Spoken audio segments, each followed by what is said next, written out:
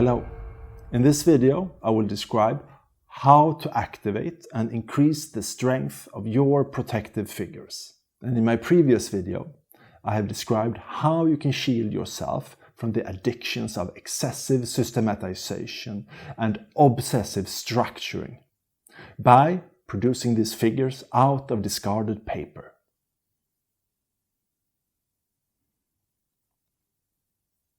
After I'm finished with the shape of one of my figures, I'm also giving them life and power so that they can start to begin and function properly. And each of them has been strengthened and enhanced by one drop of my own blood. It's also possible to use animal blood or some other person's blood, but it's kind of hard to get this in a consensual way. And it's also not as strong as your own blood. So I recommend using your own blood. Traditionally, blood has been a very strong and effective substance.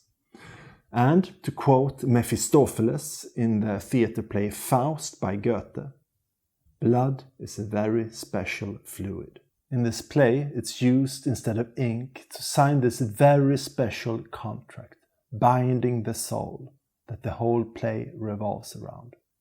It has been used to seal certain forms of important deals. Deals where normal arrangements are not strong enough. There is, for example, the widespread tradition of creating a bond to another person by cutting yourself in the finger or your palm and then mixing blood with each other and in this way becoming family. It's also possible to come to this kind of strong agreement with yourself instead of signing a contract with some vague source or some other person.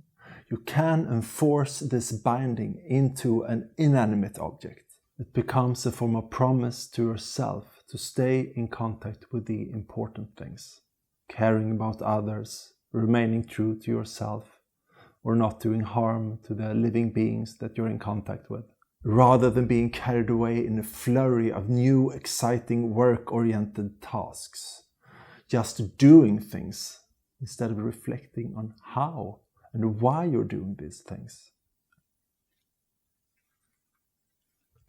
And to retrieve the drops of blood, I used a knife, like this one, to make little cuts in the top of my arm.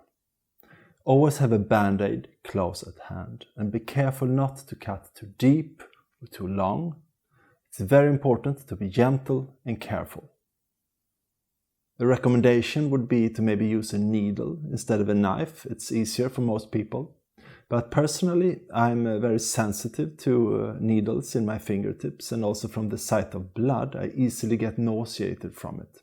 So for some reason, this knife has been the easiest solution for me.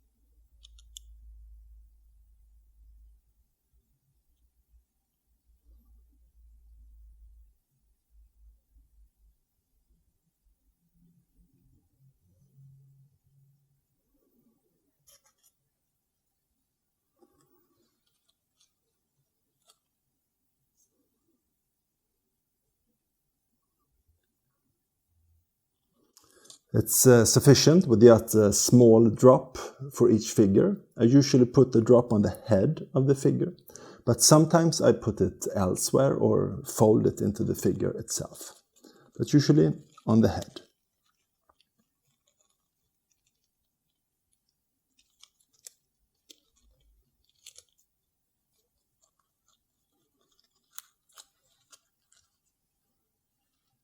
From the moment that the blood is placed on the figure, it starts to be active and it starts to soak up this dangerous feeling of control, of wanting to be in charge. The figure will drink these addictive feelings like little wasps, seeking them out and absorbing them. And that's also why the figure has to be replaced very often, as it might be overcharged or carry too heavy a burden. I can recommend making a new one for every workday. This is how I try to do it. But it's possible to also do it more rarely, maybe one figure for each week, or maybe even one for each month. So good luck in adding blood to your talismans. And remember to just take one drop of blood at each occasion.